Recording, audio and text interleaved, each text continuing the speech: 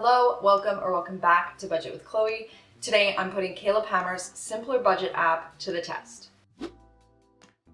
So if you've seen any of my videos before, you'll know that I am a ynab loyalist. However, I am prepared to be unbiased in this video and give it a fair shot because I love trying new things and seeing what works the best for me. So to start with Simpler Budget, you download the app, create your account, which was fairly straightforward with an email and password. And then you do have the option to connect your accounts, which I did not opt to do just with the way that banks are here in Canada. You do waive your right to some sort of protection if you give companies your banking information. So they do have that option, which ynab also has, but I choose not to use it on either app. So this is the first time I'm using and opening the Simpler Budget app, and this is the screen that I am brought to. So it looks like I'm supposed to add my first budget. So we're going to go ahead and create a budget. And I have my ynab open here, and so I'm going to use that to create what I believe would be categories the way that they are in ynab. Just flipping through here. Okay, so they kind of have different categories. In ynab, obviously you create your own categories, so it's quite personal, but I'm gonna start here with the mortgage. $1,539.36, which it does not let you add cents, so I'm going to round up to $1,540. Okay, so we'll keep chugging along here. I'm gonna add a custom category for my condo fees. You can pick through some icons here. I'm just going to select, doesn't really look like they have a house unless I am missing it. So I'm gonna pick the tent. So I'm clicking on that and I need $233.10. Again, no cents, so I will round up to $234. Then I have my property tax, unless maybe I'm supposed to be adding this all into the same one, but property tax, again, I'll do the tent.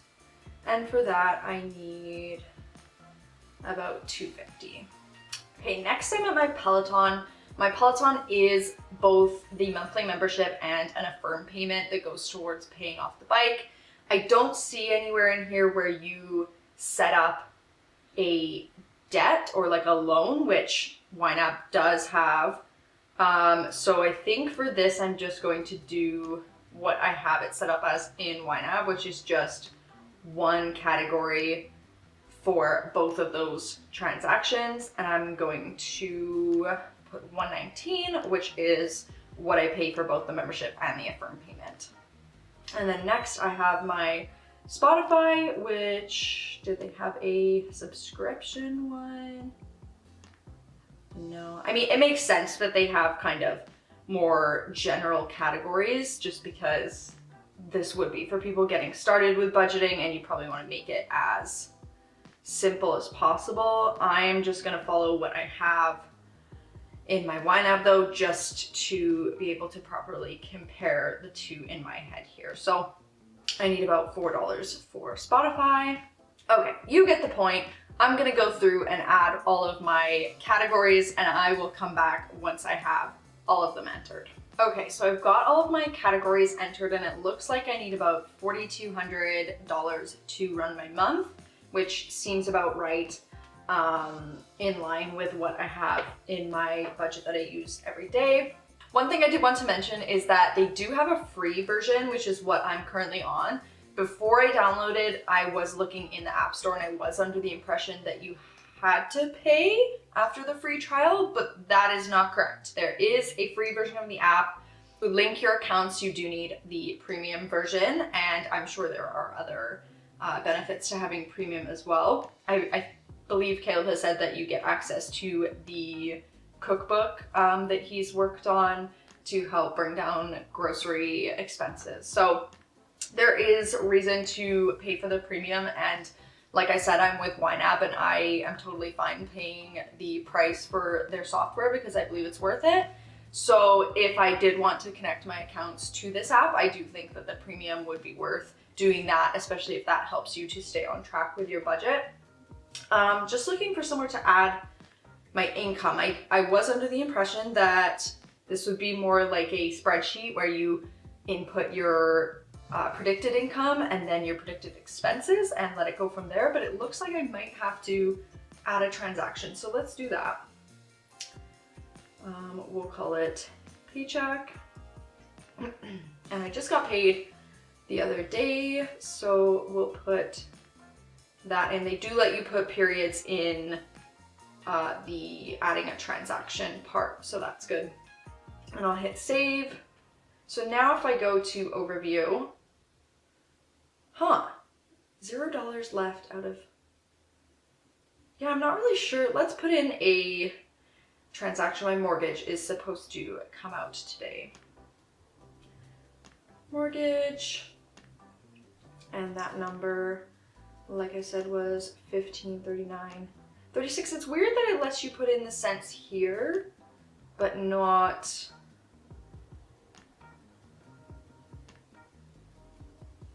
Where's the mortgage? There it is.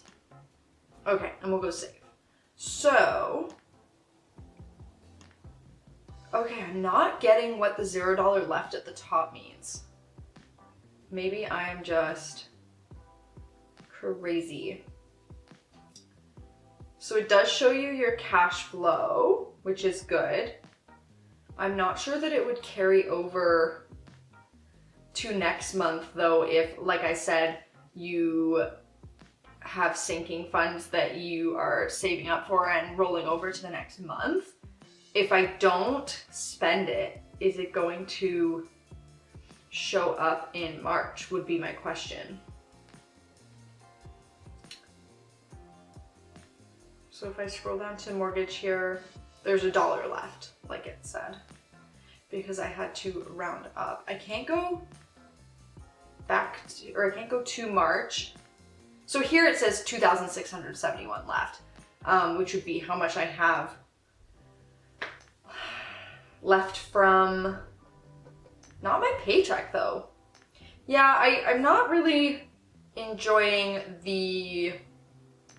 what it seems to be saying I have left, because that would imply that I have money left to spend, where that's actually, if let's say I had $0 in my paycheck when this $19.95 came in, I would only have the $400 that it says right here under cash flow.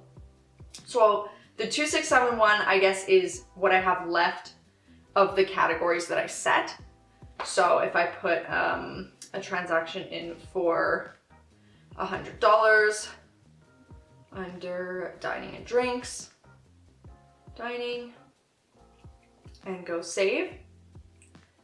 Under budgets, it says 2,571 left, but really I'm whittling down that cash flow here. I wonder if it would say if you've gone into well, see, it wouldn't know unless you connected your bank though that you'd be in overdraft. Let's just say $400. So if the app thought I started with 0, that means actually,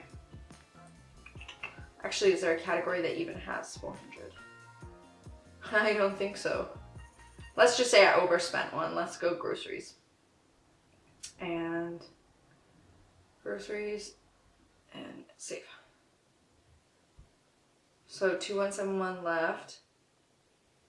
So it says I'm overspent in terms of what came in from the paycheck and what has gone out since then. So that kind of makes sense.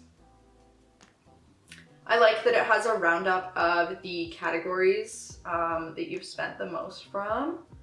That's nice. It has the spent right here so you can see it nice and clearly. It has a comparison to the previous months. I think the cash flow, okay, so that redirects you to the activity. I think that's very helpful to see how you're doing on a month-to-month basis. However, I wonder if you had sinking funds, like I said previously, if you were rolling money over and then spent a big expense, how that would look. Okay, it tells me I'm $20 over on groceries, but, oh, so this is in alphabetical order, okay. Yeah, the UI is pretty good. It's nice to be able to see everything laid out like this. Yeah, but I definitely want to try this for a few days, if not a week, just to see how it goes entering transactions like I do in my other budget and see how I like the look and feel of it, especially because it's free, so there's really no point in not trying it. But I will post that in a part 2 and share my experience after a couple of days using it and how I like it. But so far, I think it's a great app for anyone starting with a budget. I think like anything, there's kind of a learning curve, and especially because I am so used to using the platform I use right now, that of course anything different is going to be a shock to the system. But I think that anyone who has a phone and general knowledge of budgeting, I think it would be a little bit overwhelming for someone who's never had a budget. There is a lot of stuff going on. But of course, there's always the pen and paper or a spreadsheet for someone who's not interested in bells and whistles. But in terms of just getting started, I think this is a great app, and I look forward to trying it over the next couple of days.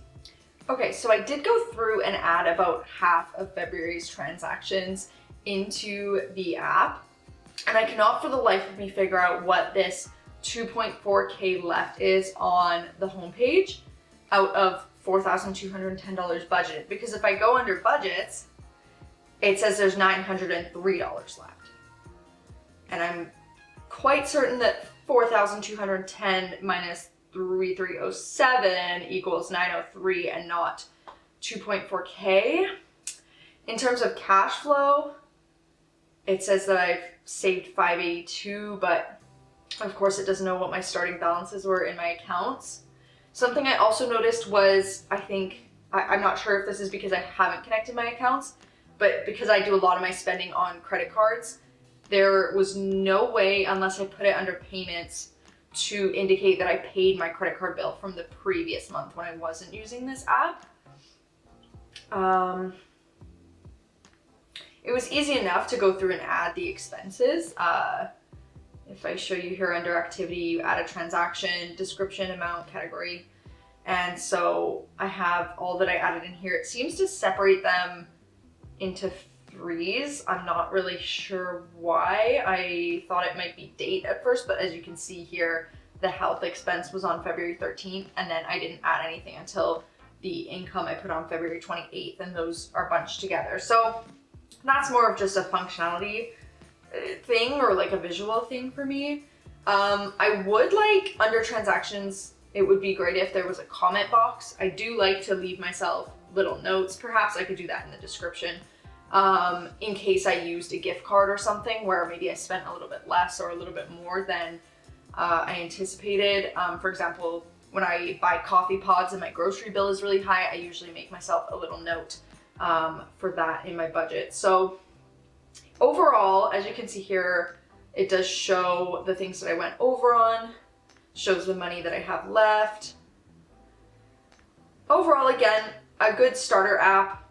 I'm not sure what the 2.4K is, but other than that, it's quite functional. I also did wish that when I'm quite spoiled with the app I currently used. So if I put, let's say, Walmart, I wish that it would pop up instead of this alphabetical order, if it could kind of remember that Walmart is usually groceries and then give me groceries at the top instead of having to scroll all the way through. And also categories that I've never entered are there. I wonder if that's something I can delete in the budget section.